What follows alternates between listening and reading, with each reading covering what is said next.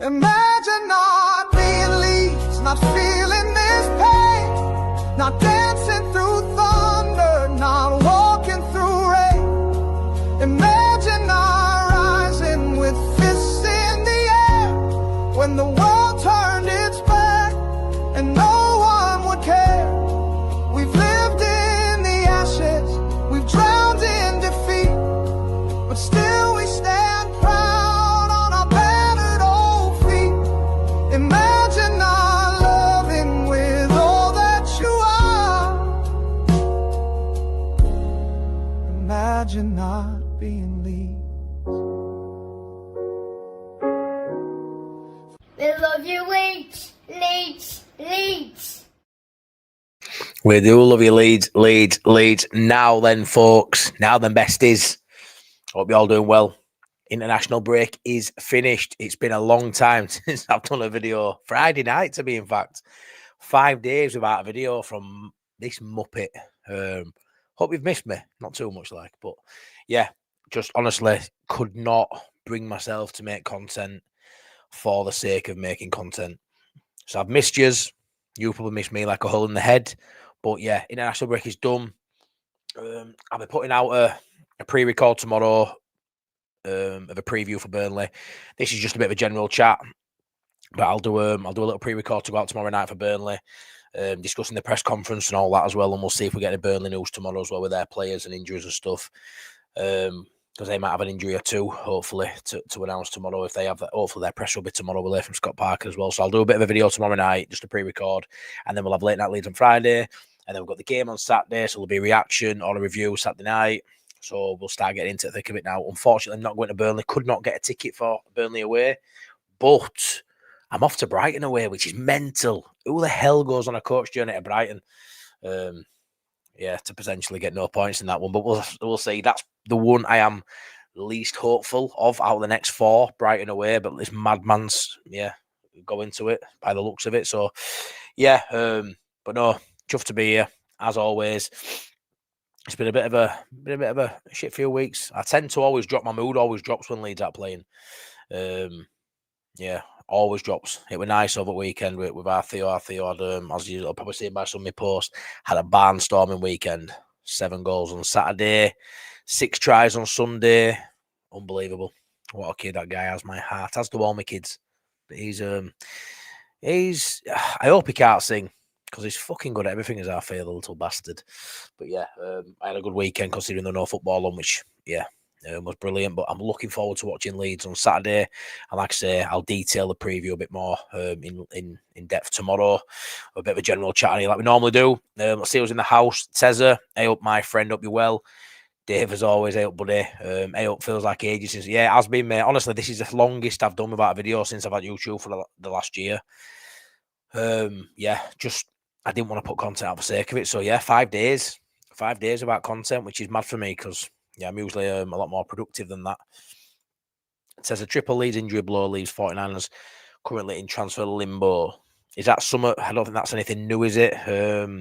That you're shining light on there. We'll find out tomorrow, I guess, about injuries. We'll have to see what it says tomorrow on presser. We just need to get the injured players back and fast, but hope the cover available is up to the job. I always have faith. Yeah, me too, Dave. Plenty of faith at the minute, boy. See where we are in 4 games' time. Evening all and Mr. Big Shot. Oh, and he is. Hey up, Mike. How you doing, buddy? Love you, man. Nice for you to be here for once. You're never here. Magic Mike says Sean. All right, Mike. We love you, Leeds. Hey up, buddy. Will Grigg, hey up, pal. I don't know if you know, mate, but there's a Sunderland channel.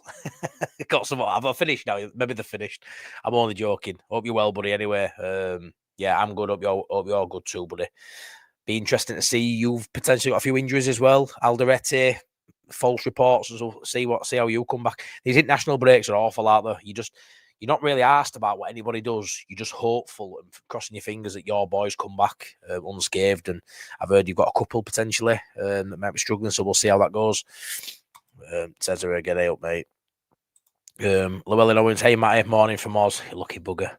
Hey up, mate. I hope life's treating you good other side at Will, pal. Thanks for dropping in, mate. Really appreciate it, pal. Will you be watching much of the rugby, mate? Will you be watching the Ashes? That starts, doesn't it? Will it be this weekend or weekend after? England v Australia. I'm not expecting much from our Ashes. I think it'll be a 3-0 drubbing by you a lot, to be fair. Evening, Matty and all. Hey up, Gangeen. Hope you well, buddy. Hi, Matty and everyone. Oh my God, I hate national breaks. Yeah, Angel at LUC, honestly, it's thank God it's over. Thank God it's over. We can get into proper football now. What's that? A second one? Another one to come in 4 games' time. Then I think that's it till March, man. Just leave us be. We just get into a stride, just get into the season and bang, another pointless one. It's ridiculous. Finally, I thought you'd retired length of time between. Honestly, 5 days, it's mad for me. It's mad. Yeah, big time. And yes, Richard Hogan, the Tash is back. It's throwing me out a little bit, this, because I've noticed now, I don't know if you've noticed, but it's got an at next to everyone's name, which it didn't have before. That's how long I've been gone. The format's changed on StreamYard. But yeah, the Tash is back. That's how long it's been. Horrible Tash is back. Alex Fleming, hey up, my how's things, pal? Need some football back. It's awful, no Leeds to look forward to. Yeah, it's been horrendous. Been absolutely horrendous. And to be fair, we've seen international breaks as well as, people that do YouTube. The sort of demand for it. I know people saying, yeah, we've missed it and stuff, but the demand for it, especially in that first week of international break, I think everyone's just sort of bummed out they're in a game to look forward to, so they don't really watch the content. So I felt that last week, and I felt since Friday, I was like, yeah, I'll have a bit of a break myself. So I felt a little bit down last couple of weeks as well, so that's probably just sort of reflected on the fact I've been quiet on here, but that happens from time to time. I start getting a bit more depressed as it gets colder. It's sort of just the way I'm like a seasonal depressive. It's mad. Jolly old out into Brighton. Yeah, it's some distance that in it when it's probably one I expect to probably get no out of, but we'll see. Did you tell the chat about little Theo's celebration the weekend? Yeah, little Theo, he scored 7, mad. But when he scored his 5th goal, he ran past opposition parents going, shh, I love that 6-year-old me. It's his dad's son, is that? Football chat at work has kept things going. Banter with Liverpool, Hull City, Sheff Wednesday, Chelsea, Newcastle, and Dirty Man U fans. Well, I'll tell you what, mate, you've got a fair few different sides there to upset and give grief to, aren't you? It's nice to be a decent Leeds United as well that we present to the world at the minute, because we are a decent outfit. We're definitely not the brunt of anyone's jokes. Don't get me wrong, we only need to go down 1-0 in a game for a split second and its Leeds are falling apart. So we hear it most weeks. But we are, I'm always proud to be a Leeds fan, but we've had those moments, haven't we, where it's we are the brunt of people's jokes. It's quite hard sometimes if you're not that way as well, and you're a bit down in dumps that someone gives you a bit of grief, and it's a bit like, oh, not today, please, lads, or lasses. But it's nice at the minute where, to be fair, any of those sides say anything, even the ones that are above us. And I'm just not arsed. We're in Premier League and we've got a set of boys and a manager that look like they know what they're doing. So, yeah, it's quite a good place to be at minute as a Leeds fan, in my opinion. I know we're 15th. I know it doesn't take too much for it to go south. But until it goes south, until it goes bad, I'll try and remain in good spirits. I think from here on in, it is where we see where the promoted teams are. Yeah, I agree. I think we always say 10 games is a good benchmark. We're close to that now. 7 games in. We're going to see over the next 4 games, especially, I think 3 of them is a massive opportunity to get points. I think all 4 we can get something in all games. But then obviously we'll cross that 10-game threshold.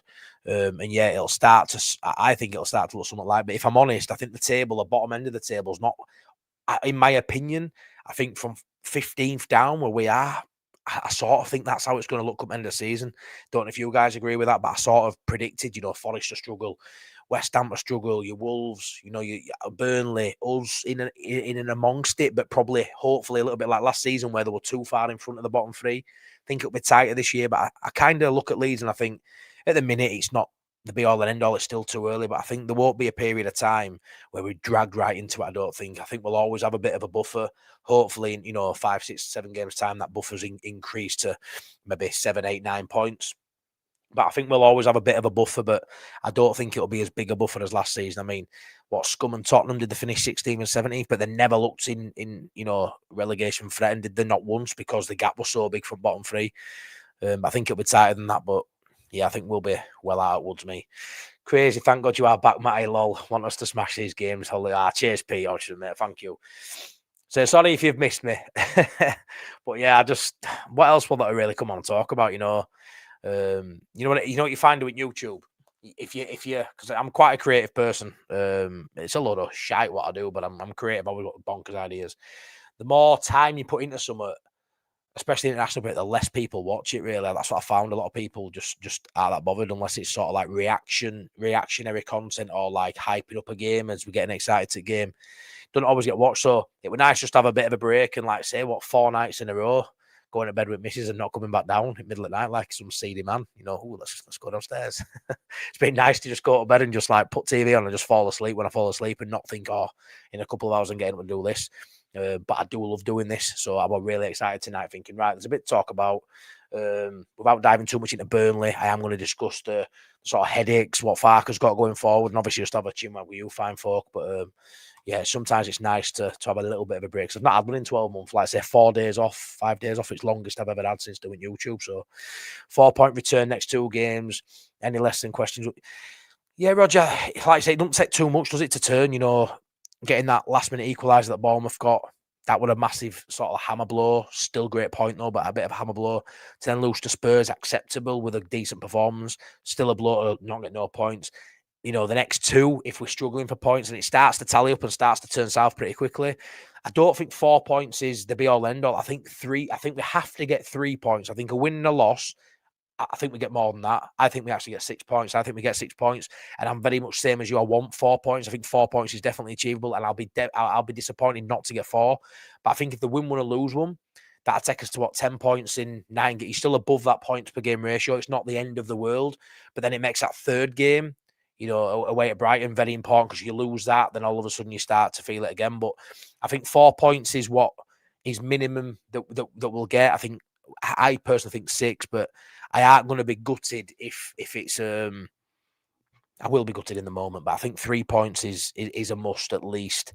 But it's one of them. If you lose to Burnley, then the pressure's on for West Ham. And if we beat Burnley and then we've got West Ham at home, we lose, that'll be fuming because I'll be there. But yeah, I think I've just really got that 1 point per game in my head. Like if we can stay on track with that, just keep us nose in front of how many games we've played, then I'm sort of in a good headspace with that, regardless of what sort of happens on a match day. As long as we're just in front of that, because you're gonna survive. If you get 38, 39, 40 points, you'll stay up, in my opinion. But yeah, I'm really, really optimistic about these next 4. Mr. Villa had to leave because shut up. I had a video chat earlier on WhatsApp group, honestly, and I stayed on a couple of minutes but I didn't go on for a while because I was doing other stuff like, Mr. Big Shot's joined us. I sod off. Love you, man. Yeah, I'm doing good. You know me, buddy. I'll be all right. I might, for some reason, it's not saying my name. Angela. I thought it was Angela. I was well blagged. And then I'm like, who's Angel FC? But yeah, Angela. Thank you. Thank you for letting me know. I hope you're well, love. I won't think that's got to be Angela. You're in all the time, but who's this Angel FC? That's fine. Any more songs coming, Matty? Well, no new ones at the minute, mate. No new ones at the minute. I have ideas, though. Always. Be a Christmas song getting done soon, won't they? You know me. 4 weeks till next international break. It's mad, innit? It's mad. Yeah, Theo's doing really well. Evening, Chris. Hope you're well, buddy. Will Grigg. Don't know the severity of Siddiqui and Alderete, but it doesn't look too bad. But they may miss Wolves, but we've got capable replacements. It's not the end of the world. Yeah, it's not good to lose any of your starting players, and they're probably been 2 of your best signings, if not the best signings you've made. But yeah, it's like always, you need a good squad for season, and 1 or 2. We've had some key players missing for us. Fortunately, it's not been for a long period, but it's been a couple of games here and there, which you can just about cope with. And if you're going to miss a couple of big boys there, away, I think it's away in it, away at Wolves, it's probably one you don't mind. But it's a big game for you guys. It is a big game. Looking forward to more. Yeah, me too, mate. I love them. Peter, I think they're going to as well. I've got a lot of respect for Sunderland. I don't mind them all of my good mate Wayne, as you know, which we'll be getting back to doing next Tuesday, bridging the gap. I'm quite fond of them. They're all right. I like the banter, but I think we finish above Sunderland. So yeah, I think they'll start to drop soon. I really do. Burnley will be a tough game at their place. A point will be a good result. Yeah, you know what it is, Brett. What I don't want Farke to do, I don't want him to go there and sit back for the draw. We saw last season at Turf Moor a 0-0 play out, and it was very boring and very, very poor. I thought from Farke in that game, they could have been got at. I think they slightly edged it, but a 0-0 awful game of football. I sort of understood it at the time. But both sides not really wanting to gift the opposition anything. So it sort of played out. I do think, though, this is a game where you've got to try and get those 3 points. And that goes for Burnley too. I think Leeds going to Burnley, for them as a home game, is one of the easiest home games they'll have because we're a newly promoted side. So they'll look at this game and certainly think, yeah, probably won't be, 2 down if they get a draw. But if Burnley are going to accept a draw against Leeds, then where are they going to get the wins? Turf Moor, that's got to be where they get most of the points. Newly promoted side, Sunderland, they beat them, great. Leeds coming to town, they'll be thinking they can do something similar. But on the other hand as well, other foot with us, we've gone away at Wolves and won. This has to be another away game that we target 3 points. And I think if we go there with anything other than that as a mentality, it'll shine through and it won't look good. I think we saw it a little bit of Fulham this season. Thought we give Fulham a little bit too much respect and went into that, in my opinion, happy with a draw. And what happened? Sucker punch at the end, and that's what happens sometimes if you don't go for it. I think just attack's your best form of defence. Go try and win the game. If it's not quite your day, don't lose it either. And Fulham, we did neither, and we came out. We're probably, some people say we don't deserve it, but I thought the Fulham away game, and I understand it's Fulham and they have great players, could bring off the bench, Kevin, etc. I were really annoyed at that because I felt like that's all we wanted, a point. And it served us right. That's how I sort of felt after that. It served Farke right. I'm hoping Burnley, we see what we saw at Wolves, and we see an attacking brand of football where we can go and get at them. Because we can go, if we go get out Burnley, I don't care they beat Sunderland. I don't care that they're good at Turf Moor. Don't care they were defensively sound last season. If we go and play our game, regardless of who we pick, which we'll get into soon, I think we beat them 2 or 3-0. I think we smash them off park because we are far superior, in my opinion. I think we're better coached. We've got better players. And I feel like we are riding a bit of a crest of a wave, not in terms of results, we haven't won it last 2, but I think in terms of performance, I think we're riding a bit of a nice little wave at the minute where the performances seem to be consistently good every week, but since Arsenal, it's been pretty much, I'd say from, as a collective, a good 7, 8 out of 10 across the side for me. So I'm really infused in what I'm seeing. Going to bed to watch TV. yeah. After your West Ham game, we've probably had the same level of games. Yeah, maybe because obviously Burnley and West Ham, throw them into the mix as a 9 and probably have. But that's still 2 games of football to go, pal, innit? It's still 2 games to go. But yeah, after them, I probably can't disagree. We'll have had Wolves, West Ham and Burnley then, 3 of the sides. Wolves, West Ham. Yeah, I think 2 of them go down, to be honest. I think we will get 5 to 7 points in the next 4. I reckon I'd be buzzing with 7 points in the next 4. 7 would give us, 14 in 9? No, 14 in 11, sorry. That'd be great. I'd be buzzing with 7 points, which again, it means we've lost 2, which would be shit as well. But at the time, but yeah, I think I'd take 7 points now. I'd be really happy with that. 2 wins, a draw, and a couple of losses. And the next 4, draw. Yeah, you know what I mean. Yeah, I'll count it 5 then. But yeah, I'd be over the moon with that. I think Brighton's when we lose. That's when we lose, and I'm deciding to go on a hot, all day trip to Brighton. Which is a bit ridiculous, really. But that's the one I think we'll lose. I think we get 6 in the next 2. It could be 9. It could get 9 because Forest as well. They're so beatable at the minute. Leeds, I think we'll beat Forest if we play mid-morning. To be fair, wake up tomorrow and play Forest. I think we win. But yeah, if we can win those next 2, go to Brighton. And play well, keep the consistency of the performance up there, regardless of the result. Go to Forest. Yeah, imagine if we got 9 points out of the next 12. We'd be in dreamland, wouldn't we? We'd be in absolute dreamland. I think 7 to 8 points is necessary before November internationals to keep 1 point per game, 2 wins. So far is okay, but need a couple more to get the ball. But yeah, I agree. I think 7 for me is what we'll get. If I'm honest, I think we will get 7.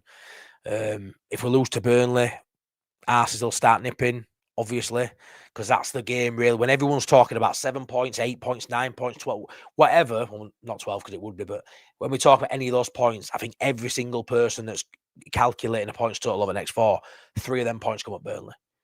I would suggest. I'd be surprised if anybody, when they're giving us a points total out next 4, isn't including 3 of those points coming at Burnley. So it's massive.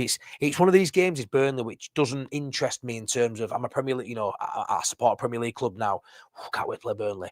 That don't come into it. That does not come into it. Or we don't look at the fixtures at the start of the season and go, where's Burnley? Not interested at all in, but Burnley for me at a Championship level side. Sunderland interests me. I don't mind playing Sunderland. Great, big fixture, big club. Hopefully we'll stay in the Premier League with Leeds United. I think we need clubs like that. big clubs with big history. I look forward to that one. Don't look forward to Burnley. There's a few more I don't look forward to, but this is arguably one of the biggest because this is one of the games we should be winning. We can get 6 points against our, promotion rivals from last season. If we can get 6 points from both of them, that's 12 points. Out of those games, that's massive. So it's not a game, a glitz and glam game that excites me, but it will make. I'll be nervous. I'll be nervous on Saturday because it's a huge game. These games are huge. These are the games you need to be cleaning up and getting maximum points to or close to maximum points from. 7 from the next 4. Yeah, I'm with that, mate. All right, mate. Hey up, John Parr. Hope you're well, buddy. Hope you're well. Jamie Lowe, I'd say we need to be winning at least 2 of the next 4. I think so. I think 2. It's got to be 2 minimum. Beat Burnley and West Ham ideally. Yeah, and then the pressure's off a little bit then, isn't it? Like I said, naturally, I don't fancy us at Brighton. But Forest is a winnable game. So this is a nice cluster of fixtures for us. I think we've had a very tough start, or not very tough, but a tough start, and we've done well with games we've had.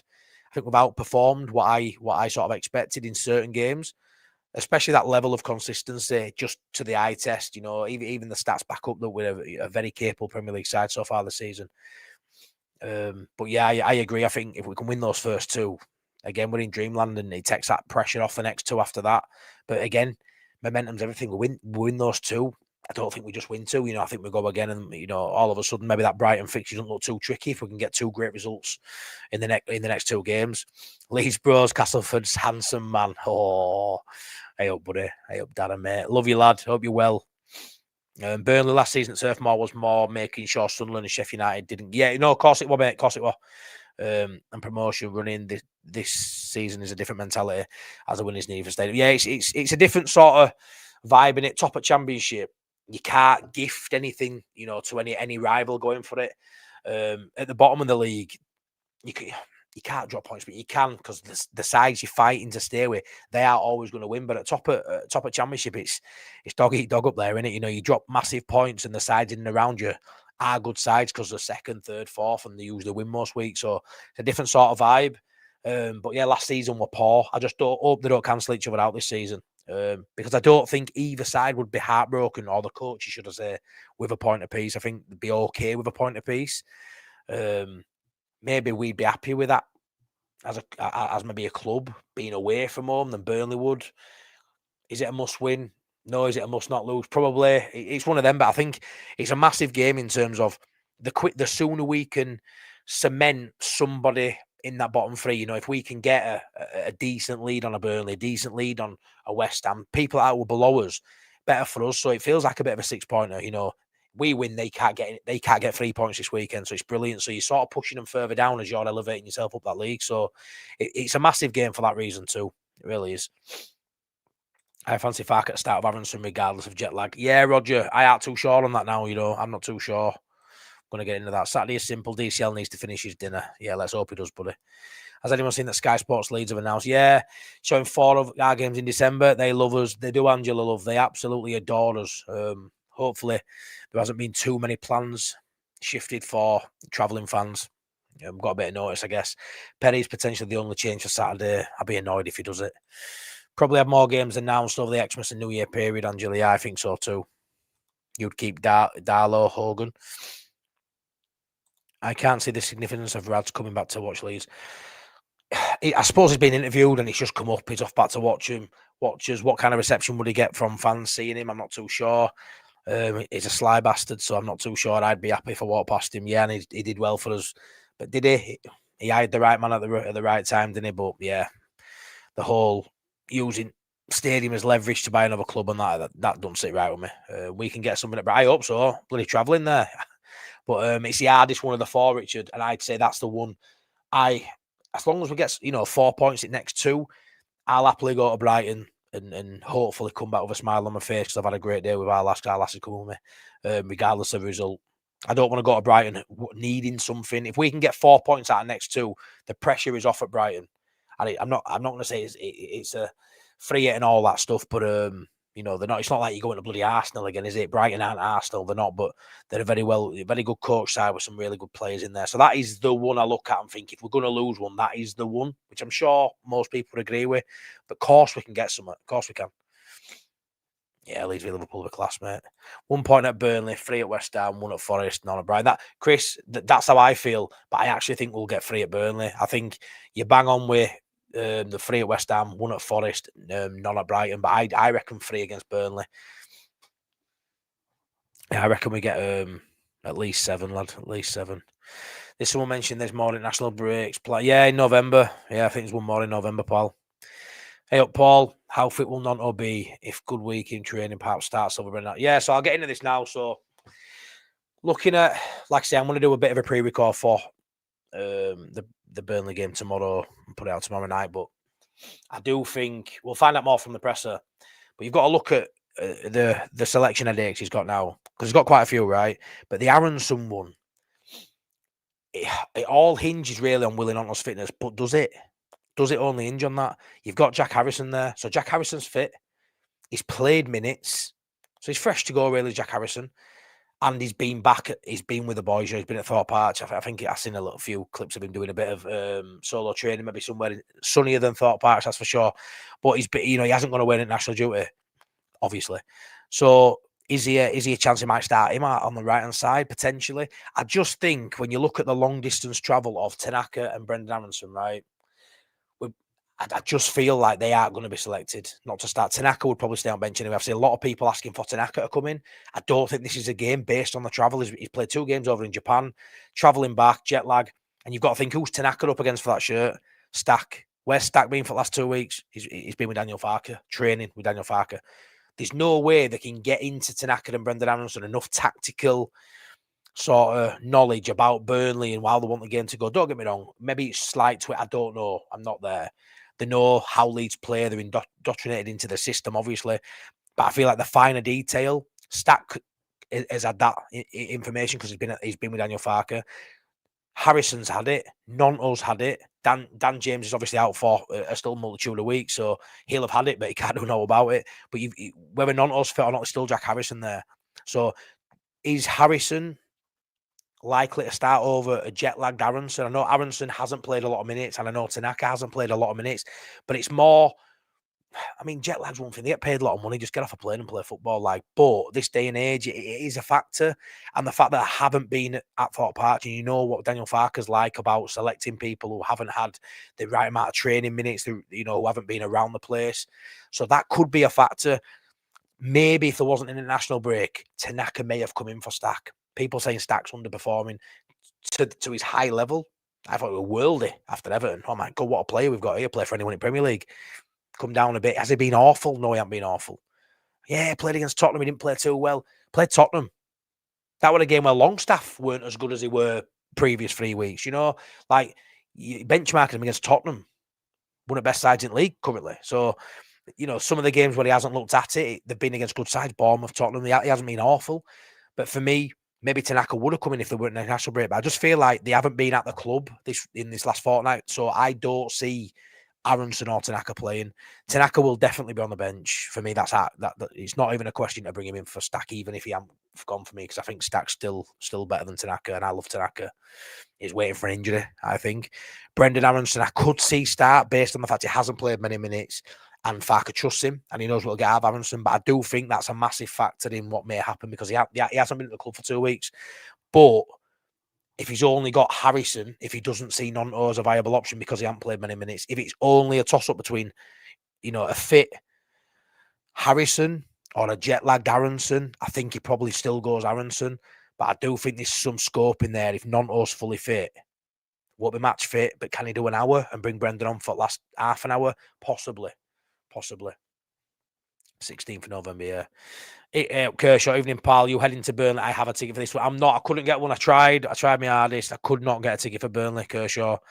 I've got a ticket for West Ham at home, and I've got a couple of tickets for Brighton away. And then, obviously, I should then hopefully be going to the game after that as well. But no, unfortunately, not, mate. But yeah, I hope you have a good day, buddy. I know you will. Does Perri and or Bijol start? For same reason again, Paul. Bijol for me don't come in, nor should he, in my opinion. Struik's been at the club last 2 weeks. Bijol hasn't. People are saying Bijol may come in now because he's warm and he's played 2 games of football, and I get that. this is a great opportunity to put Bijol in the fact that he isn't coming in cold, rather than saying 2-3 weeks' time he's been on bench, 2 or 3 weeks and there's an injury, he's got to come in, he's coming in cold. That's just how it'll have to be, in my opinion. I don't see, when Farke's all about trusting players, doesn't change much. Definitely not going to change his back five for, well, we'll get on to the keeper. He ain't going to change his back four for me. Struik's done no wrong at all. He's been a great player for us this season. Couple of lapses where people go, a couple of deflected goals. He could have done this, could have done that, could have, would have, should have. He's done fine as Struijk. He's done fine. He's stepped up and he's doing well at this level. Bijol is a grass greener. We don't know. The Slovenian manager can fuck off for me. He ain't on loan at Leeds United. He's not there. He's not their player. We don't have to give him minutes because Slovenian manager thinks we should do. Oh, if Daniel Farke's watched this, he'll have to play. You don't have to do fuck all, Slovenian manager. Get back in your fucking cesspit, mate. Who gives a fuck what you think? Really pissed me off, did that? I don't know if you can tell. But yeah, really annoyed me that Slovenian manager's coming out saying all that shit about Daniel Farke, like it's hit, like we've loaned him and we ain't get enough minutes, so we'll take him back. He's our player. If we want to sign a player for 15, 20, 100 million quid and put him on bench, it's what we'll do. It's not up to them. So that really, really hurts me. And he can do all right for Slovenia. And let's hope when he gets a chance, he turns out to be this absolute baller that we all hope he is. As club spent 15 million quid on this guy. He needs to be a good player. But getting a clean sheet against Kosovo, right, don't impress me much, says Shania fucking Twain. And getting a clean sheet against Switzerland, who aren't no mugs, don't get me wrong. He kept Mbolo quiet. I couldn't give a shit. I ain't bothered. Pascal Struijk might have kept, would have kept Mbolo quiet and would have definitely kept Kosovo quiet if it had been only man on pitch. So again, that don't impress me much. Get back. No, it's not about you. It's about Leeds United. And there's no way, in my opinion, maybe this will bite me on arse. There's no way, in my opinion, does Bijol come in for Struijk when Struik's been at the club for the last 2 weeks. Bijol's been away. And Struijk has played every Premier League game so far. I just don't see it. So for me, he stays in, does Bijol. Does Struijk, and he should stay in. The other one, Paul, Perri. This is a bit of a different opinion because Darlow should stay in. He hasn't done enough to lose his shirt. He should stay in on merit.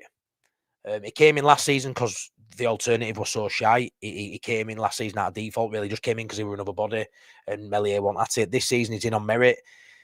But if Perry's fit, Perry's been at the club for the last 2 weeks.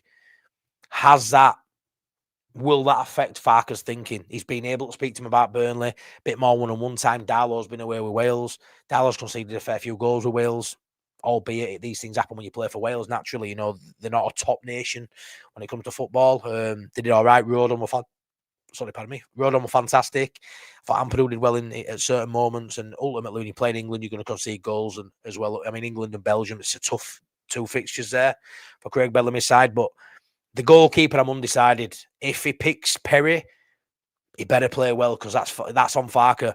Play Perri and we lose 1-0 and it's down to a Perri mistake and we look shaky, then that's the worst thing he could do. So I've got a sneaky feeling, mate, that he'll keep Darlow.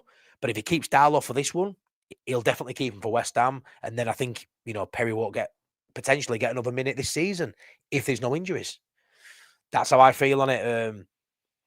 I don't think Bijol comes in. I could see Perri coming in for this one, but I hope he doesn't.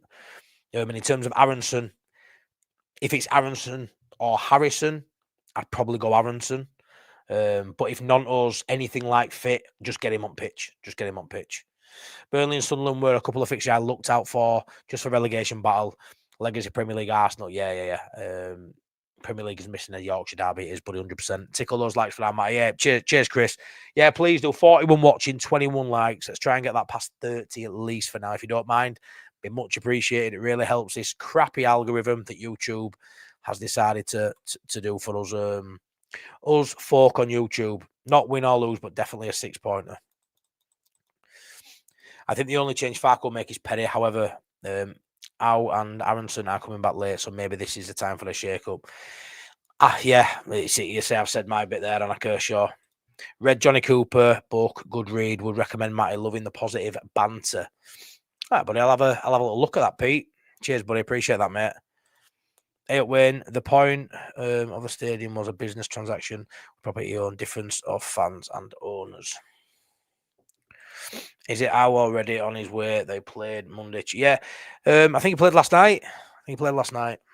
But still, he wasn't guaranteed to start anyway. How would he? You know, he's fighting with Stack. I think a lot of people have jumped on Stack. It was only a few weeks ago he'd scored and assisted at Wolves, and I don't think he become a bad player overnight. I think Bournemouth and Spurs are two very hard fixtures. Against some really good Premier League quality there to pit him against. So I don't think he's done bad, myself. 3 against Burnley takes the pressure off West Ham. They are still a good team, despite, like I say, it's mad, isn't it? Like, I've got to remember that, Kirsch. I've got to sort of pull myself back from edge a little bit, because it's like I've already banked, 6 points in my head. That West Ham game, I am sort of just batting them to sides when we'll beat them. But yeah, you think if we're not bang at it, which we need to be at Ellen Road, night game Friday night, my favourite, can't wait. But Bowen and Paqueta, they're way too good to be playing for a West Ham side struggling at the bottom of the league. Like they're elite level players. Elite wouldn't look out of place in any side in the Premier League, in my opinion. Bowen or Paqueta on their day, levels above where they are currently. On a bad day, levels above where they are. So yeah, and in this division, we're sitting against Tottenham, mate. Great players all over the pitch, a bit different level, obviously, but we've seen with Kudus, on that right hand side, absolutely tore as a new one. If Kudus wouldn't have been playing, I don't think we lose to Spurs. Could be the same with Bowen, couldn't it? It could be that difference maker. Someone like Bowen, where we come away from that West Ham game going, fucking hell, if it wouldn't have been for Bowen today, we'd have had them, Let's hope that's not the case. I know that said they weren't spending in January, but do you think the board attack the transfer market if DCL is still struggling to score? Brett, I don't know. I think it comes down to whether the team's scoring. I don't think they'll put too much on DCL. I think, if he's on 3 or 4 goals come January, there'll probably still be enough belief on him being able to, double that and get close to 10, which I think is what's needed in and around 10. It comes down to points and comes down to how the rest of the team scoring goals, and currently they have been. I don't think they'll put too much on how many goals he's scoring. It will be how many games is he playing. That's the big one for me. I aren't too concerned if DCL, ends the season on 8 or 9 goals and he's in and around that 10 spot. If he's bringing other people in the game, and ultimately if he's playing, 90 minutes, if he's getting through a full game without an injury, and he's recovering well in between games. So, yeah, I mean, could you imagine having DCL in Championship, playing twice, 2-3 times a week? It'd struggle, wouldn't it? But I think the fact that, he's playing, 1 game a week, it's going to work out well for him, unless there's any unfortunate sort of mishap. But yeah, I don't think it'll come down to just goals. I think it's a few factors, Brett. But in my opinion, I don't think we do much business in January. I'd be shocked. It all depends where we are. But how many times have we desperately needed additions and we haven't brought them in? Farke always goes with the devil, hence that's why he's criticised over his non-rational. Yeah, I agree. He does. I agree. Will Grigg, fuck the international break. It's pure shite. Northern Ireland are class to watch with human bad. Not biased at all there, mate. If I'm correct in assuming West Ham have a recent manager change, I hope new manager bounce does. Yeah. For me, it's gonna kick into action at some point, Roger. I have tipped him to struggle this season, but do I expect him to be going down? Probably not. I do expect him to pick up a bit of form just based on what they said up there, Paqueta and Bowen, and there's a few more in there that are decent players. You look at West Ham and we would have a couple of their players. There's some really good ones in there. Bijol is a miles better defender than Pascal. Pascal doesn't engage the attacker. It's opinions. Like, we don't know exactly how good Bijol is because we haven't seen him in a Leeds shirt. We don't know exactly how good Bijol is to partner Rodon. We know Struijk and Rodon's a decent partnership. The better the devil, we don't know yet, do we? And what I will say is, people have said to me, Christopher, yeah, but Bijol cost 15 million quid. He's got to start off a Struijk. And I go, all right, then, well, how much would you sell Struijk for tomorrow? 10 million. Would you be happy if we sold Struijk for 10 million? No. How much would you want for Struijk? More than 15 million? Yeah, I would. So who's to say he's not a better player than Bijol then? Do you know what I mean? It's not. Just remember this: Yaka Bijol is not the be all and end all. You know what I mean? He's not the be all and end all. But yeah, it may be. I hope he is, Christopher. I hope he's absolutely mint, because I think he'll get the opportunity. What we've got to remember is, I think we're waiting on an injury rather than a loss of form for Pascal. I think we're waiting on an injury. Pascal will get injured this season. I'll touch wood. I'll do whatever wood you want me to touch, but sounded awful. He will get injured at some point in the season. He'll be out for a month, 2 months, 3 games, 2 games. It only took 1 missed game for Bijol to be out of the side permanently. It took him to get a stupid suspension, what carried over from Serie A, which is disgusting in my opinion, to that Everton game. It took that one moment there that he didn't play against Everton, and that's him out of the side for the first 7 games at Prem currently. I reckon 8 and beyond. You know, there's a chance if Strout don't get injured for another, because he's going to come, but he don't get injured for weeks and weeks and weeks, that he's had no minutes by Sheffield, you know, Sheffield United coming up to Christmas, Sheffield Wednesday, sorry. It's mad. But yeah, I don't think he comes in. I don't. Yeah, I have Arta. Keeping clean sheets don't impress me much. Yeah, that is it. Yeah. Hey up, pal. The Slovenian manager didn't say anything out. No, probably not. No, he wants his player to play. But it annoyed me. I just thought, who the fuck are you? That's what I thought. But yeah, he didn't say no. That probably he shouldn't be saying he's the manager of the country player, and he wants him to play minutes. So I get his point of view. And he knows how good he is because he's worked with him and he sees him. We don't. But for me, I just think, shut your mouth. We'll do what we want as a club. It's not, you know, he's your player when he comes to play for you. As long as you're getting the best out of him, don't matter, does it? You know, comes to, you know, international games, if he ain't getting minutes, a lot of sides won't pick the player. If you love him that much, you'll keep picking him. It doesn't matter if he comes to you and plays well, 2 clean sheets. You've got nothing to moan about. What we do with him, for me, it's nothing to do with you. But yeah, he didn't say anything that a lot of, you know, national managers don't say. They have a lot of dialogue between the clubs, but I just didn't like it. Pascal is really good on the ball. That's it for me. I think he's good in air. I think he's good in definitely attacking corners. Some people say he's got 50 pence piece, Ed, but he gets in there. I think Pascal's underrated by the fan base because he's come through the system and we didn't sign him for 25 million quid. Like for me, if we'd signed Pascal Strout in summer for 20 million quid and it started, we'd all be saying he's a good player at back next to Rodon. That's how I feel. We'd all sign him for 12. If we'd have signed him for 15 million quid, like we had Bijol, and he'd started over Bijol, we'd all be going, he's all right. I like him. He's quite good on ball. Because he's come through at Leeds and we aren't signing him for a big, you know, sexy transfer fee, people put a lot of shade on Pascal because we've seen him play left back and get absolutely torn inside out. We've seen him play under Jesse Marsh. You've seen him have tough games, you know, playing DM for Marcelo Bielsa. We've seen him play centre half and we've seen him play poor. We've seen him go through all the emotions. We've been a championship player, a Premier League player. He'll never get the credit I think Pascal deserves. He'll just never get it at Leeds. It's like being an apprentice at an electrical company and you've come through ranks and now you're fully qualified. You're still going to get asked to make cups of tea. You're still going to get shit on because they've all seen you work your way up until you move to another company and start again, and then you get the credit you deserve. If Pascal moves sideways and moves to another club in Premier League for 15, 20 million quid or a decent team in Europe, they'll love him. They'll absolutely love him because I think he's top draw. I think he's a top player. Is he better than Rodon? No. Is he better than Bijol? Maybe. I think he keeps Darlow, but I think Bijol is 50-50. Yeah, I maybe, I don't know. I have to see. It's be really interesting to see. I got crucified for having the audacity to say Sunderland were in a false league position and I could envisage them slipping down. Well, it's one of them. I don't know why you get crucified. Do they think they're going to finish in top 10? Like, you know, are they expecting to finish in top 10? Because if they are, I remember having this conversation last season when they were top at league in front of us after how many games. They get ahead of themselves very quickly. And I love it because it's just good banter when it don't go their way.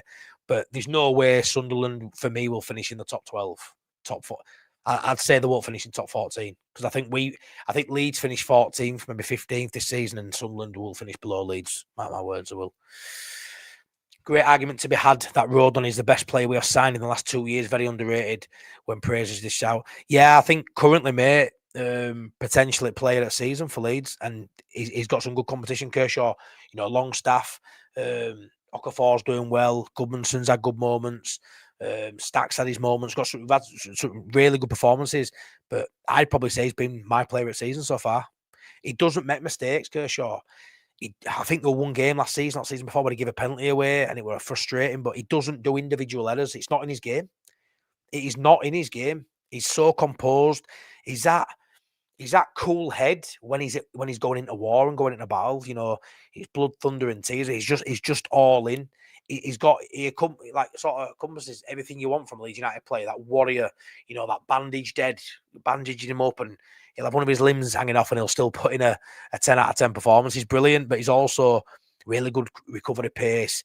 He's got a nice little pass on him. He's just, for me, he's probably unfortunate that Ampadu captain, because Ampadu is so tidy in there and one of our best players. For me, Ampadu, I rate him so highly. But for me, Rodon, captain material. He is captain material, and unfortunately for him, he's got Ampadu as, in national side. He's got Ampadu at Leeds. He'll always struggle to get the armband because he's in the team of Ampadu. But I think Rodon, I could see him captain in Leeds one day potentially. Hey up, Superman fan. Pirro and Bijol and Harrison have to start. We need a win, then beat West Ham. A good reception for Somerville. Yeah, it will be interesting. Pirro, I think, it's a wild one for me, mate. Be interested to see when he gets minutes, because he needs some at some point. But yeah, it's a wild one, I think, Pirro. But I did like it when he come on, I won't lie. But in place of Calvert-Lewin, I think it'd be. I think it's such a big call because it changes the way we play and the way we have to play. The fact that we can go long and it sticks. When Pirro's there, we can't go long. We cannot go long when Pirro's there, and we've got to play out from back, and then we invite pressure. I think having the out ball, especially at a place like Turf Moor, when it could be quite a physical game. I think it'd be daft to do that. I think Pirro, his role will be, can he come on the pitch in and around Calvert-Lewin when we need a goal? I don't see Pirro starting any games unless we have a really bad injury run. Because I think if they didn't start Calvert-Lewin, they start Metcher. Because I think the whole way Leeds United play this season with the players we've got, it's got to be with a big man up front. I think we've seen the Pirro experiment this season struggle at times. It's hard because Arsenal stands out, but that sort of way we played at Arsenal, I think the result could be similar in most games. Not 5-0, but not getting a win, not being able to progress up the pitch as easily, not sticking up top. But I hope somehow we can get to see a bit more of Pirro, because to be top goal scorer last season, been a massive part of why we've done well last 2 seasons. He's a great goal scorer, the best finisher at the club, without a doubt. It's a sad state of affair that he can't get many minutes now, but I do feel his minutes will come when we're struggling in a game and we need a goal. Whether maybe the games we're losing, which was we've seen against Spurs as well. Richard Hogan, West Ham will be tricky, especially given Nuno has had time. Well, yeah, he's had just the right amount of time, managed to make an impact, I'd say. Paul Smith, Matty, best signings 1 to 5 from Rodon, Ampadu, Bogle, Tanaka, Goodmanson. Oh, best signings. That's well tough. So fifth, the worst, but the bottom of this pile is Goodmanson, and I think he's been outstanding. But Goodmanson's 4th. Goodmanson's 5th, Tanaka 4th. Ampadu 3rd. Rodon 2nd. Bogle. For me, out of those 5, Paul, Bogle's the best signing we've made out of them. I think Bogle will play for England. But yeah, great little one to pick out there, mate. But that's banging that. But Goodmanson's been one of my players of the season. I've loved Goodmanson. I think he's been one of our best buys this season. But Rodon and Bogle are the 2 I look at there and go, we nailed that business there, didn't we? Absolutely nailed it. Really good fees as well for Bogle. And Rodon, what a pickup Rodon is. What a pickup. And I said people doubted him as a Premier League player, and I sang from the bloody hilltops and rooftops that he was Premier League ready, and he's been proven to be. Not saying Stack's bad, Matty. He has struggled since Wolves. He may just be getting complacent. I don't think it's complacency. Look at it, right? You've got Ampadu that does a different job. He sat there. I think Stack can do that, but he's sat just in front of back 4, right? And you've got Stack and Longstaff, right? And you look at Longstaff. He's been smashing it. He's been the best player for the last 2 or 3 weeks, right? So he's playing against the player that stood out amongst the rest of the team. So he's been outshone by the player next to him, fair enough. And the level of opponent as well. The level of the opponent. There's something in that. I don't think he's been as bad as people are making out. I really don't. We've 2 games back to back we haven't won. And he hasn't been standout, no, but he hasn't been poor. Burnley don't have Trafford or Egan. Yeah, I know they don't on Saturday, so hopefully it won't be like last year's ball. Yeah, 100%. They haven't got Brownhill in there even no more. They aren't the side they were, but Scott Parker, we've given him a lot of stick. I've given him stick on this channel. He gets a tune out of him. And let's be fair, Burnley haven't been easy to beat this season. There's been a couple of blowouts, Look at their start to season. They've played a lot of big boys. It's been a tough return for them in terms of fixtures. They've done better points return than I would have given them any chance of getting out of those games. And that's down to how he coaches. I think he's really pragmatic. He knows how to get the best out of a side that doesn't spend much money. I think he's done all right as Parker. I do. Yeah, so I think it'll be, if we don't turn up wanting to win the game, it could be a tough one. If we turn up, front foot forward, let's go play our game, I think we win by a couple of goals. I do. Be nice to get a clean sheet after not having one for the last few games. It'd be lovely to get a clean sheet as well, regardless of who keeper is. If DCL is getting 12 goals and Okafor, James and Nottingham to be getting about 10 each. Yeah. Well, that ain't going to happen, is it? That ain't going to happen. They ain't going to get 10 apiece. Yeah, I don't know on that one. It's looking good so far. People getting on score sheet. Bogle's always good for some assists and goals. Rodon's had a goal. I expect 3 or 4 from Struijk or Bijol, whoever comes in there.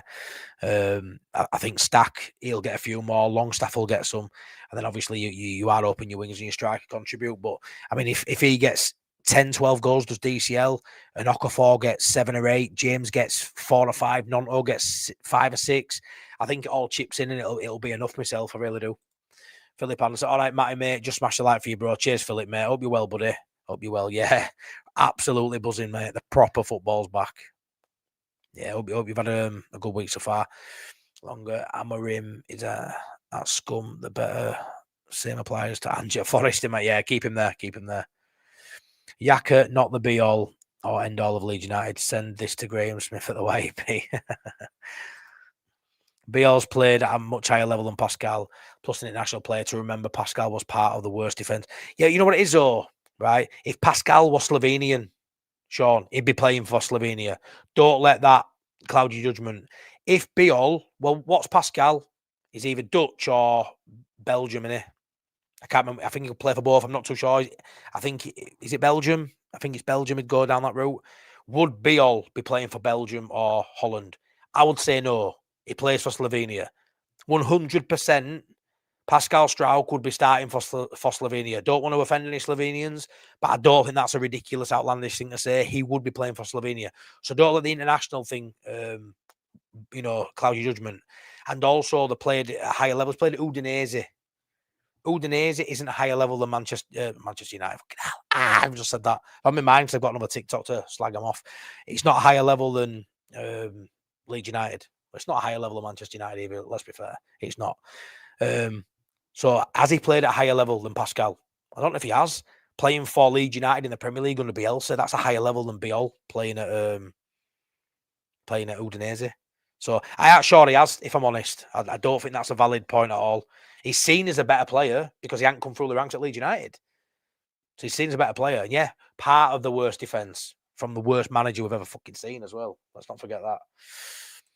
Matty, how's your boy Larger? Heard he is out for a few weeks. Here, Richard.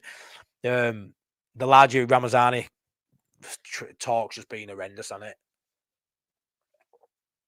I've seen, don't mention other names, but I've seen a content creator or two sort of laughing at the fact that Joseph and Ramazani aren't doing well.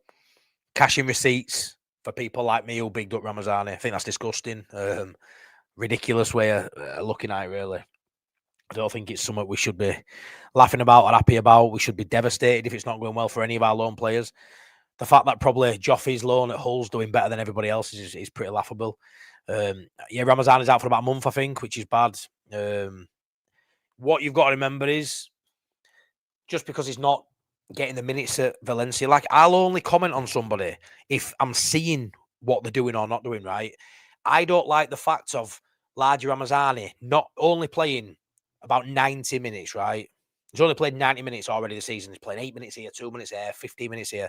He's had it up to about 90 minutes. He's got 1 assist in one game then, right? 1 assist in 90 minutes. How many has Aaronson got in that many games? I can say what we want. He's played 1 minute broken down. Yeah, he's got 1 assist. So it doesn't look bad in that sense, does it? He's currently getting an assist every 90 minutes, right? Why is he not playing? Because he's shit. Well, that's false because Ramazani isn't shit. So why is he playing? Has he got an attitude problem? No, he hasn't. That's another myth about him. For me, it's Carlos Corberan, right? Very Bielsa-esque. You don't come straight into the side. It took Rafinha weeks and weeks to get into the side. I don't know who Valencia's wingers are, but it's a top level competition. It's probably second to Premier League is La Liga. So yeah, I thought he'd go to Valencia and smash it. I thought he'd start. There's an argument if he were at Leeds, I think he's good enough to start for Leeds. I did. If he'd have stayed at club before we saw Okafor and we had Harrison, and I just thought, yeah, he can play at Leeds. Is he a bad player? No. Is he not? Is he getting minutes? No. Why is that? Is it just Carlos Corberan? He's trying to get everything out of him that he's happy with in training, coming on and impacting games, and then he'll get his moment. Maybe we don't know. But I have until I see him play for Leeds in Premier League and struggle. I'll always back Ramazani because I can't go against somebody that I aren't seeing play, and I aren't going to look at it and go, well, he ain't playing at Valencia. That means you shit. That don't work for me. I only go off what I see. All these if buts and maybes, and yeah, but he ain't playing him, and he don't like him, and he ain't doing it over there. Don't mean fuck all to me. Just because he ain't doing it for Valencia in La Liga, don't mean he couldn't do it for Leeds United in Premier League. Of course, it does matter. Playing for Leeds in Premier League is way harder than playing for Valencia over there. Totally different, though, isn't it? Get him at Ellen Road with 37,000 fans roaring his name at a club that he wants to be at. Or send him to Valencia where he's just signed from, he's moping about, don't look happy to be there. It depends on the environment for me. So, yeah, it's more difficult playing in Premier League for Leeds United than it is playing for Valencia in La Liga. But is it for Largy Ramazani? Is it? Or being at Leeds, would he get more out of him? So, until I see him, if I see him, hopefully I see him at Leeds United again, and give me 4 or 5 games, decent minutes to watch him. And if he's shit, I turn around and go, I got that one wrong. But if he never comes back to Leeds United again, some people will say, told you was shit, and I'll still won't buy it. Still won't buy it. Let me see him be shit for Leeds, which I haven't seen yet, and then we'll talk.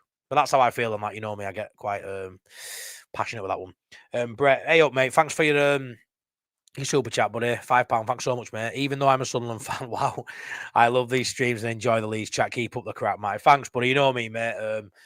Yeah, I love the crap with you guys. And yeah, I think you finished below us, which you've actually sent this after I said that, so thank you. But it's gonna be a good little battle between us, and I love your fan base, and yeah, I love Wayne as well. So yeah, no, thanks for that, Brett. Much appreciated, mate. You're a star. Thanks so much, man. Thank you.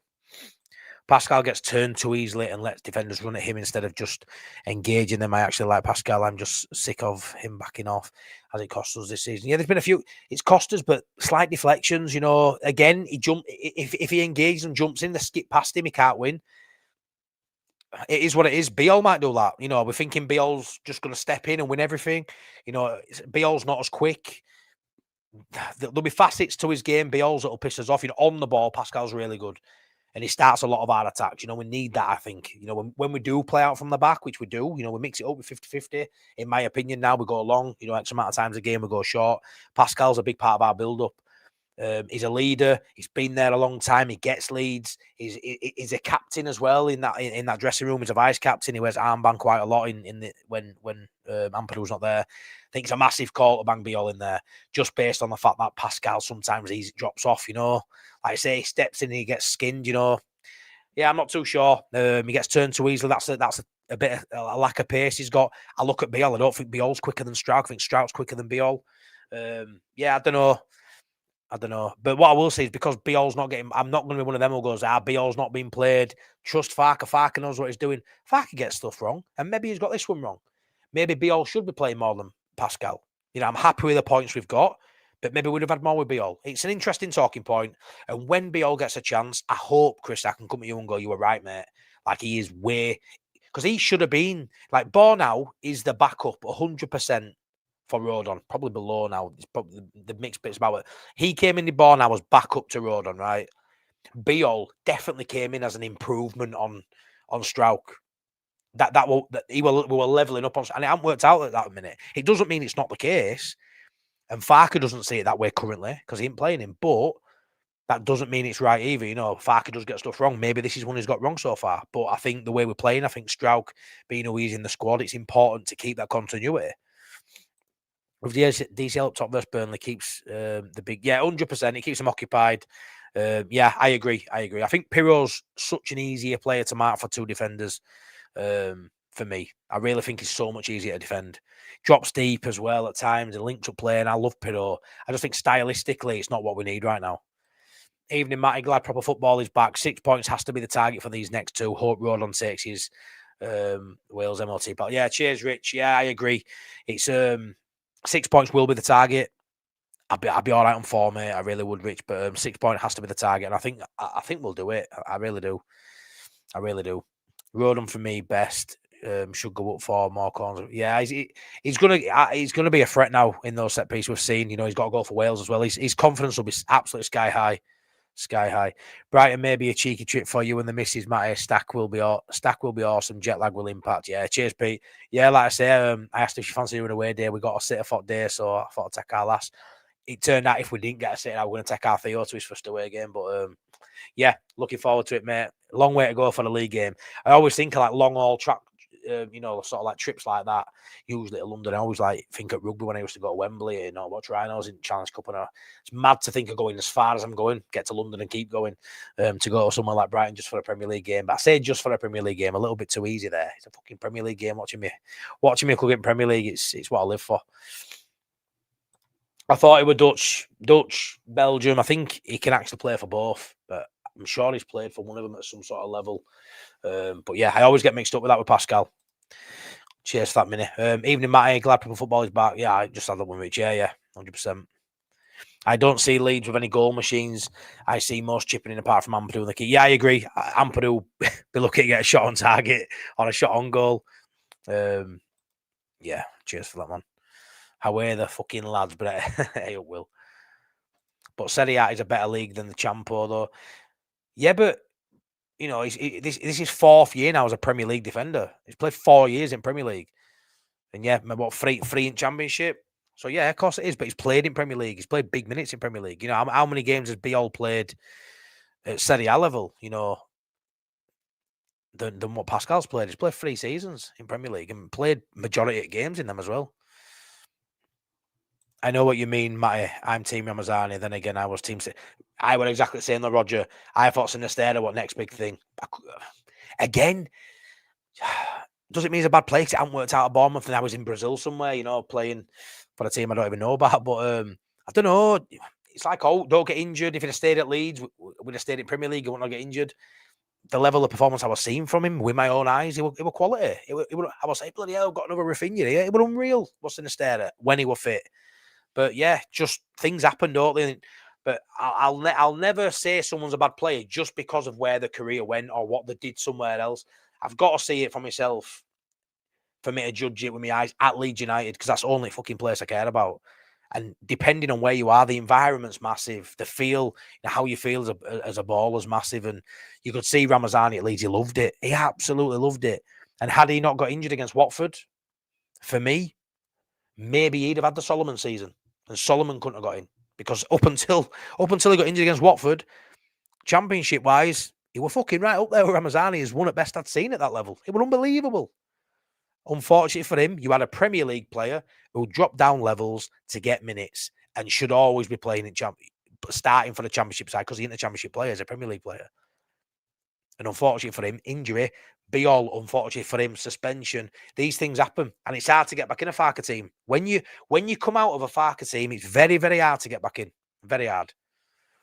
Not good when lone players struggle. Not good to come. Yeah, it's not good. You know, if they're not in our plans, you need them to do well elsewhere for the book value, to increase the value, to get money on them. So it's a bit of a mad one that anyone would come back with, you know, cashing receipts because a couple of players aren't doing well. Mateo Joseph, I didn't expect to light up La Liga.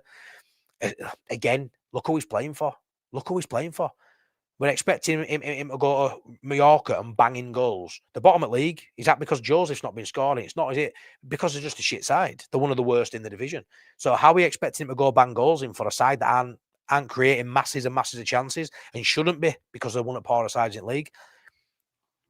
Again, it's a tough one. It's the environment, it's the surroundings. But is he a Premier League player? No, he's not. Joseph is definitely, in my opinion, a worse player than Ramazani. I expect Ramazani to, at some point at Valencia, have some sort of impact. It might be a little glimpse, but I expect to see some sort of glimpse. He's already got 1 assist and he's played 90 minutes. So far, that ain't a bad return, is it? I don't know how you're supposed to get into your groove when you're only getting 8 minutes here and 10 minutes there. And people will go, yeah, but if he were a good player, he'd be getting more minutes. Not necessarily. Not necessarily. A good player last season in Championship, way above that level, Ramazani, for me. What we saw with his eyes when he were on pitch, way above that level. Couldn't get no minutes, though. Jed Spence, playing for England now. Cresswell, look where his career's going. Like, just because you're not getting minutes, don't mean you're a bad player. There's a lot of variables, a lot of factors to it, but some people feed a narrative of theirs by pushing that, well, he ain't a good player because he ain't playing minutes. That don't mean fuck all. That don't mean no. That might mean something, but it's not everything. It's not everything. What's the in signing Bijol? Then if Farke was going to stick with, what's the point in signing depth? And you know what it is? He signed Bijol, I think, to be a starter. But because of that suspension opening day, he hasn't been able to drop Struijk because Struik's not put a foot wrong. He's not put a foot wrong. I think, you know, when we got him in summer, if you'd have sold even Daniel Farke, if you'd have said to Daniel Farke by game week 8, Bijol won't have played a Premier League minute, I think he'd have been like, I'm not too sure on that. You know, I've signed him to play. But just the way things pan out, it's just panned out that way. There's been no need to change it. It's not good that our loan players are in poor form, not playing. The idea of loaning players out for them to play and add value. I mean, I wonder if there'll be any recall on any of them. I know there isn't on the Ramazani, but I do know if you're not happy with game time, sometimes you can sort of look at that, can't you? Maybe that'll come with Joseph. I'm not sure, but he has had a lot of minutes early on. But it looks like he's fallen out of favour now, and he's going to be a bench player going forward. Missing the game with suspension for Bijol was a sliding doors moment, 100%. He would have started. Same with Perri. Yeah, I agree. It is sliding doors moment, 100%. But some people say, but if he's good enough, then you just bring him straight back in for that second game. But it's not. That's not the way it works. You can't just think of the feeling in the camp. You know, if you've had a good game against Everton, clean sheet, and then you go change one of your back four, what kind of message does that send out to players? It doesn't matter what you do. Don't matter what you do. You see those new players we've signed, because we've signed, they're coming in. Don't matter how, that's a bad message. It's a bad message.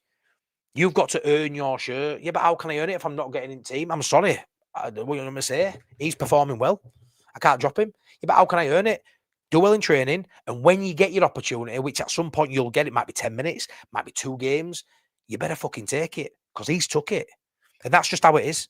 And that creates the right ethos, the right environment at a football club for me. That's how I want my football club to be. You get it on merit. And yeah, there's players on bench who should be playing, in their opinion, and in the financial sort of reasoning behind it of how much they cost and where they've been and all. I get all that. But this is how you become that next level of Premier League club. This is how you become a sustainable Premier League club, someone who's going to be there every year, not just, you know, up and down a yo-yo side. So a team that's got players on the bench who feel they should be starting, people who have the quality that should be starting, and maybe in another couple of sides would be starting. If our bench players are all just bench players and no one's on that bench is better than what's on that pitch, that's a bad place to be. That's a bad place to be. I want to look at my bench and go, 3 of them are better than 3 of them.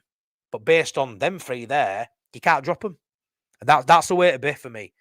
But it's a great talking point. These are the discussions you have as friends in pub, with your mates at work. These are the discussions we have. Oh, but I prefer him. Subjective, it's football opinions. I fucking love it. And where I like, you know, Pascal, certain attributes Pascal has, people who prefer the attributes of Bijol, and that's understandable. Look at the attributes of Aaronson. Couldn't stand Aaronson for a long period of time. So frustrating. On merit, I've enjoyed him this season, even going forward. I've enjoyed what I've seen with my eyes. We may fucking pay him money, going to watch him. I've enjoyed him. He's given me more back than I thought he'd give me back. So even Aaronson, I'm looking at going, if he keeps his shirt, fair play. I love all that. I really do. DCL 1 goal in 5 games, no good, mate. No good in terms of stats there, no, but all his other stats are great metrics. He's doing really well. I don't think it's time to replace him, but again, it's opinions, mate. I think if DCL comes out of that team, Fopiro, we concede more goals at the back as well because we're playing a different way. I believe Patrick come back in 2 games' time when he's on at least 3 goals in 7. 3 goals in 7 ain't bad, is it? 1 goal in 7, yeah, I'm right there with 1 goal in 5. He should have, I think, 3 goals. People say he should have more than that because he missed sitters after he hasn't missed sitters and sitters. He's missed a couple. He should be on 3 and 5. I believe he's on 3 and 7. I think 3 and 7 for a free transfer all of a sudden looks pretty good. And why can't that then go to 4 and 8? So I back him. And I think come back in 2 games' time. Hopefully you're in every stream, mate. But in 2 games' time, we'll be having a chat about DCL again, and he'll have a goal. He'll score 2 in next 2 for me. He might even get 2 on Saturday. I'm so optimistic about what we'll see on Saturday from DCL, and I hope he changes the narrative, because I think he's been one of our better players. Genuinely think he's been top draw for us. I really do. And probably the hardest chance is the one he put away, Patrick, which I'm sure you'd agree with. The hardest chance was the one he scored at Wolves. That header took some heading. So yeah, we'll see. But yeah, it's opinions. I'm ready to sort of die on that sword, me, for DCL. I'm a massive DCL fan. I really am. And I love an underdog, and I love people writing him off. And I think he'll come good. This is why we like football. We all have our favourites and back them to the... Yeah, that's it, Roger. 100%. I absolutely love that about football. It's class. We all have difference of opinions. 100%. Please, if you don't mind, smash a like. Got 31 likes, and there's 51 people currently watching. So if everyone who wants like, could please smash a like. It really helps. Honestly, the YouTube scene is absolutely on its arse, and I know everyone's talking about it, and I don't know when it'll change. I don't actually think it will change, but the videos are getting pushed through. People are getting notified. So likes on this would really help it go out to more people to pick it up in the morning and stuff. So yeah, if you don't mind, just it takes 2 seconds. Bang a like on video, please. I'd really appreciate it. Thank you. Kershaw. I agree, Matty. Plenty of Premier League clubs are full of good players sat on the bench fighting for the show. It's a reality, mate. It really is. But a lot of people choose can push their own narrative by saying they're not good because they're not playing. But there's a lot of factors in that. And like I say, I quite like looking at our bench thinking, even with Tanaka, like to see Tanaka not starting games for Leeds United just feels mental.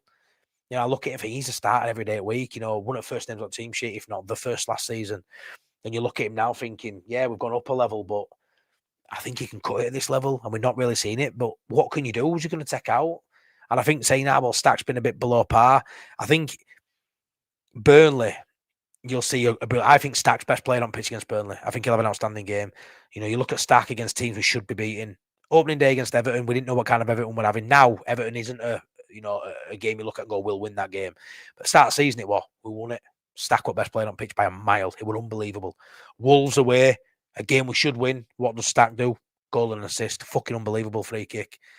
Burnley and West Ham, 2 games where your top players need to and should stand up. I back him to stand up. And I think given these 2 games, none of us will be saying after West Ham, Tanaka should be starting. In my opinion, if in fact Stack starts these next 2 games, I honestly believe, based on the opponents we've played in the last 2 weeks, Stack's levels dropped a little bit. But my God, he doesn't need to be riding bench for me. He's got too much in locker. The fact he can take a free kick, we haven't seen him take another one yet from that.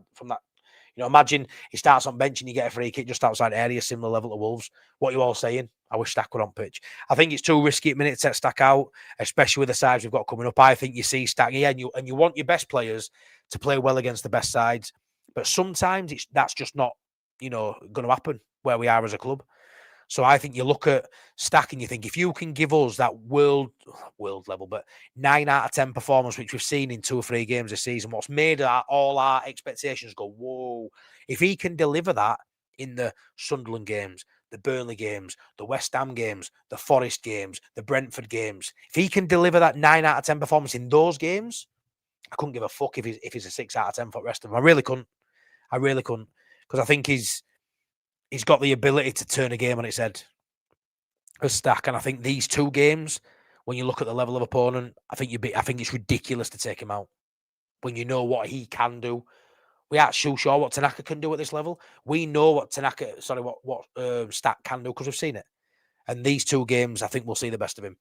It's all ifs, buts and maybes. It's all opinions. It's all projections of what we think and feel. But yeah, that's how I sort of think about, the few players in question.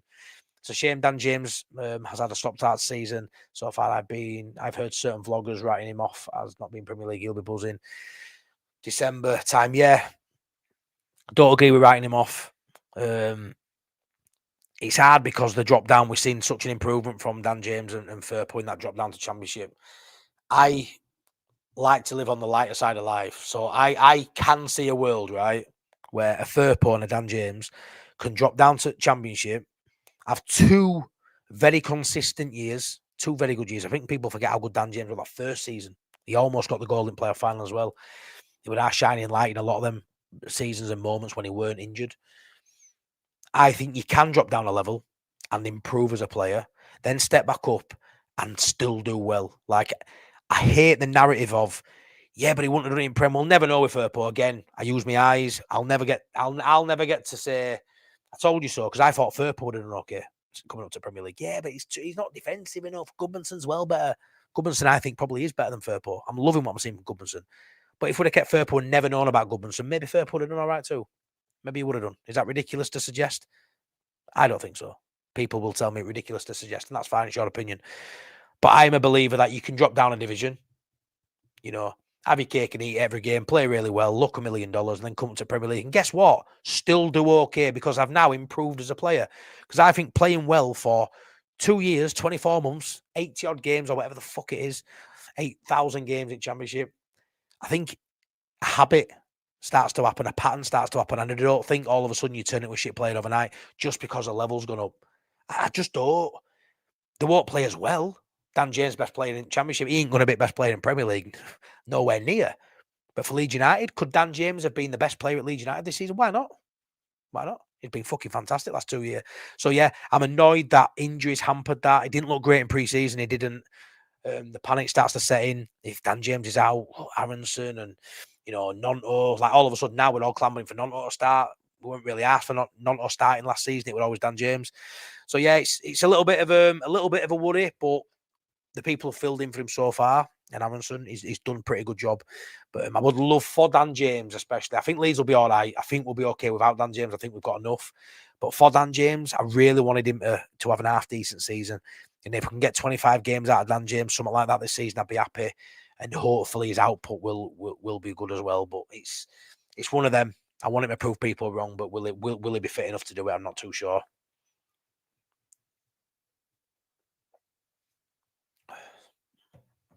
A certain Cloughie turned up and discounted excellent plays. He did. I have enjoyed the league so far. Yeah, 100%, Pete.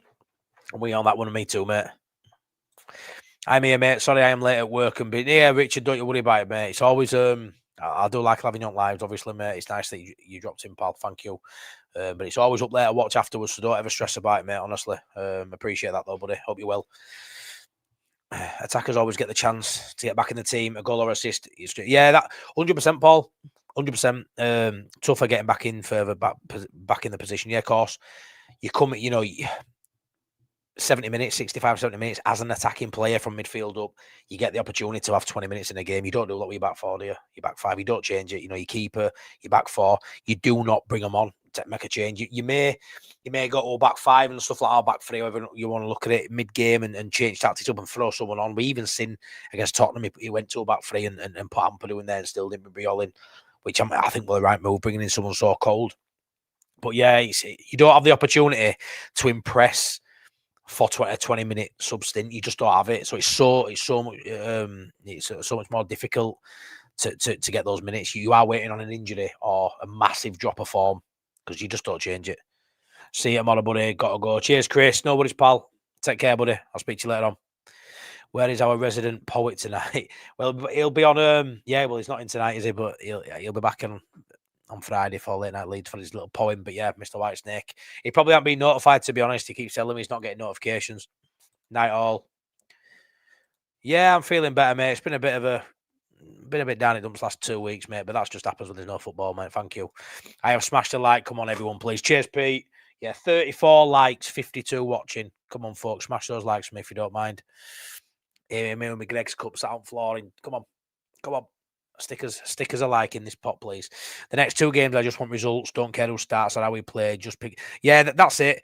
And we can argue about, if Perri comes in, I'll be annoyed. If Bijol comes in, I'll be annoyed. But if the Wink game, we won't give a shit, Kershaw, will we? We'll talk about the intricacies and what we think and what we want and what we think he'll do. And I'm looking forward to the press conference tomorrow. There's a lot to clear up. We'll see how it goes. We'll see if questions are any better than normal. There's a lot to chat about. He's willing on off it. He said he would be back. He weren't. He said 2 weeks he should be back. Hopefully he's good enough for bench. Will he start and will he, we won't know the intricacies of that, I suppose, but it'll be an interesting one. Has anyone picked up any knocks from international duty that we don't know about? Is there any worries there? Maybe he'll clear up the whole travelling jet lag issue with Tanaka and Aaronson. Will he tell us if it's a problem or not? So I'm looking forward to the presser tomorrow. But like I say, the be all and end all is after 90 plus minutes at Turf Moor, have we got what we deserved after the performance? And I hope I can come away saying we deserve 3 points and we got 3 points. Hope DCL plays well. I've added him to my fantasy team. Well, you're playing Burnley, so whether you rate him or not, it's a good one to chuck him in on. Turf Moor is a very hard place to go. If they go into the game with the mentality that they had against us, where it was win or relegation, they'll probably win. It's so hostile, like the Vital. Yeah, it's an old style ground, isn't it? It's the easiest away fixture for me, Will Grigg. But it's a tough one in terms of it's a must win really for. I don't want to say a must win, but it does sort of have that feel, especially from looking from Burnley's side. They are. Is it must win for us? Some will say it is. Some will say we are 3-4 points in front of 4 or 5 points in front of them. This is a game they probably need to be winning more than Leeds need to be winning. But if we lose this, all of a sudden you start to get that panic sort of feel come over you. But yeah, I think if we play the way we can play, I think we win and we win comfortably. But it won't take much for that to be a tight game either, I just thought we go with right mentality. But they're a better side than a lot of people give us credit for. I'm pretty sure we'll probably same as me and most in chat predicted table for season before the ball's kicked. Burnley are bottom at league, I'd suggest. And they probably still are with Wolves. Burnley and Wolves are going to be bottom 2 in my opinion. But Burnley, they're giving it a fight. And they're a lot better than people give them credit for. We need to beat Burnley. They will be targeting us 100%, mate. 100%. Let's see. Oh, we don't do a Sunderland at Burnley. Winky face, Paul. Let's hope not. Let's hope not. Farke's like the Riddler in Batman. You never get a straightforward. You don't Roger Slicker. He's slicker than you, Roger. John Parr. Isn't Paul Smith that Scouse comedian? Yeah, he is actually. He's funny as well. Who's that Burnley left winger plays for Leeds? He could be a danger man. Yeah, Jadon Anthony. So like joint 3rd or 4th scorer in Premier League. Yeah, mad in it. Another player Farke didn't fancy, but he's in a bit of a hot streak. We saw him at Leeds in flashes. He's not a bad player. Is he Premier League quality? I would have said no. Does he want him in? No. But he'll probably score, won't he? Because he's ex-Leeds. I feel like if you go into the game with 2 wingers, you're in for a very tough afternoon. They were not getting an inch of space, says Tam. If you go into the game with 2 wingers, what are you suggesting if we were to play Okafor and Nonto? Say, are you suggesting we need Aaronson to play? I mean, he's a winger. He's playing on wing, but is he an actual winger? Are you thinking we need to be a bit more pragmatic in this, pal?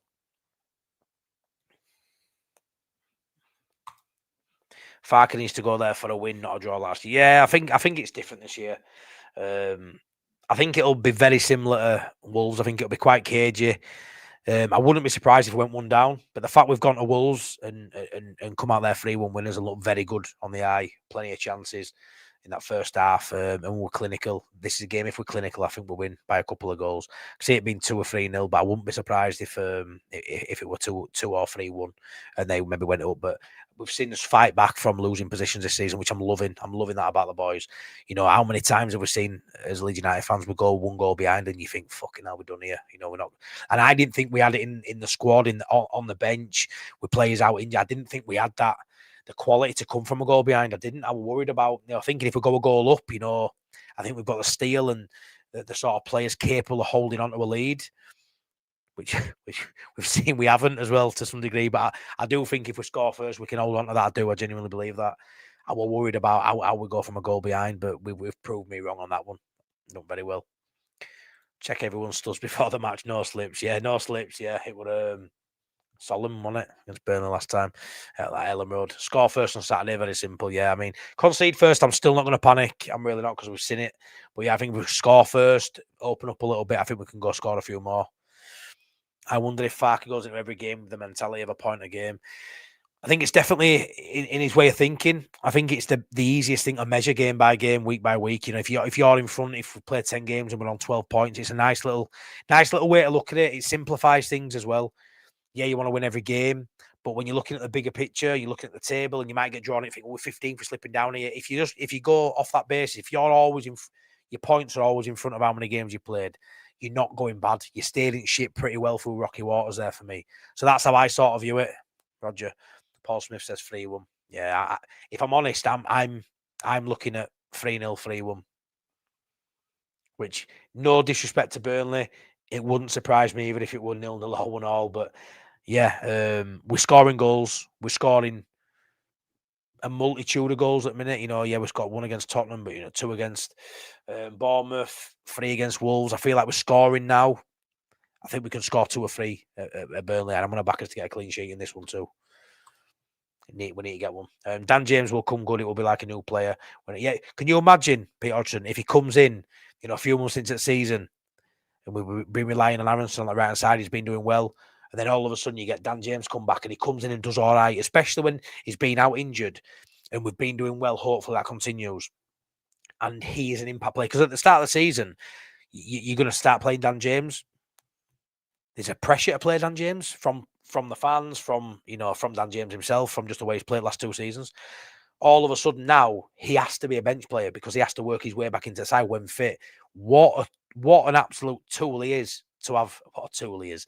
What a great tool to pull out of toolbox Dan James is, and whack that into the system. Just a great asset to have in team for me, especially in that role. Because I always think as a Premier League option, Dan James off the bench is something that no one else has. That raw pace, the technical ability, the decision making's always been in question. He's improved that in the last 2 years. Can he do that at Prem level? We'll see. But the fact he's got to start as a bench player when he gets back into the squad, into the side, I think it's great. And if he can give us something from 70 minutes onwards, I think it could be a right turning point for us. Really could be. I want 9 points from the next 5 games. Well, I want never gets. Did your mum never tell you that? I want never gets. I'd be happy with 7. 9 points is definitely doable, though, pal. Yeah, 9 points is doable, mate. 100% record when we score first. Is that the stat?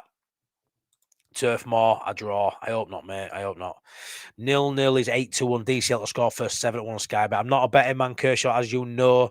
But I fancy DCL to score first too, pal. So get a tenner on that one, lad. I want 15 points from the next 5 games. I want definitely never gets. Paul Smith, that is the perfect scenario.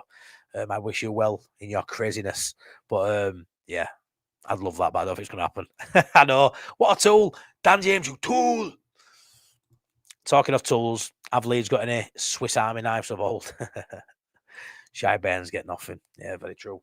Right then, guys and gals, I'm going to leave it there. I'm going to love you and leave you off to bed night all. Cheers, Kershaw. But yeah, thank you for everyone who's been in.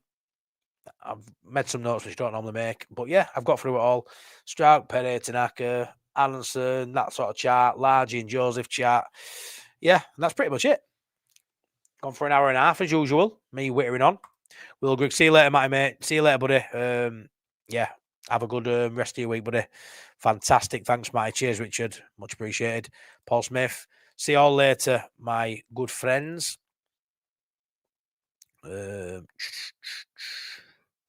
Yeah. Music, please. I've only got the same old on here. Great chat, mate. Hey, up, Anna. Thank you, mate. I'm not liking how these hats have changed and people's names. It's doing me. Evening, Matty and fellow Leeds family. Hope you're all well. This has been a long 2 It has, Lee, and I've just done an hour and a half, mate. So you'll have to rewatch it if you're just coming in. I hope you're well, buddy. I hope you're well. Cheers, John Park. Good night, all. Done and dusted night. Right. I'll put a song on, but you've all heard him before. You've all heard him a million times before. I'm going to put on.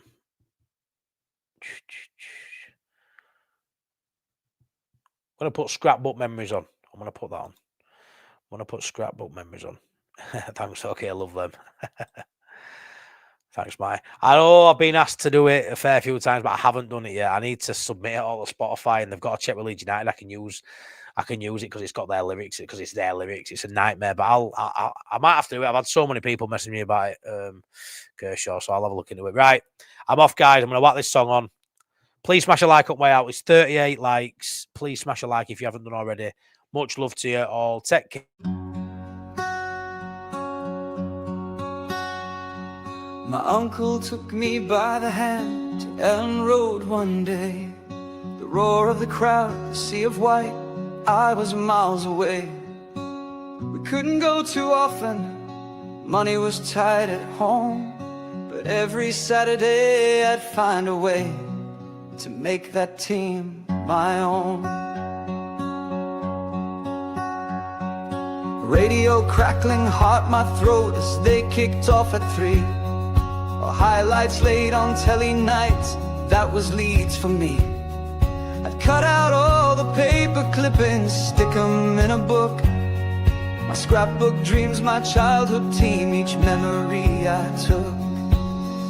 Chapman rising like a king, heading home with pride. Wallace dancing through the lines, defenders left behind. A midfield made of iron, grit and glory in their eyes. Leeds United, under Wilkinson we touched the sky. Panini stickers on my wall, your boy was the one. Thunderbolts from nowhere, Lord those goals would stun. I traded school for every card, just to get them all. Heroes on a budget, standing proud and tall. Chapman rising like a king, heading home with pride. Wallace dancing through the lines, defenders left behind. A midfield made of iron, grit and glory in their eyes. Leeds United, under Wilkinson we touched the sky. Didn't need the world to know us, didn't need the fame, just the badge, the fight that never died, the beauty of the game. From Batty's bite to Strachan's brain, every piece fit tight. They built a team and lit a dream in every Leeds kid's night. Chapman rising like a king, heading home with pride. Wallace dancing through the lines, defenders left behind. Yebo's thunder shaking nets, pure magic in disguise. Leeds United, under Wilkinson we touched the sky. Still hear the echoes in my heart from those old matchday highs. Just a lad with a radio and scrapbook dreams, watching legends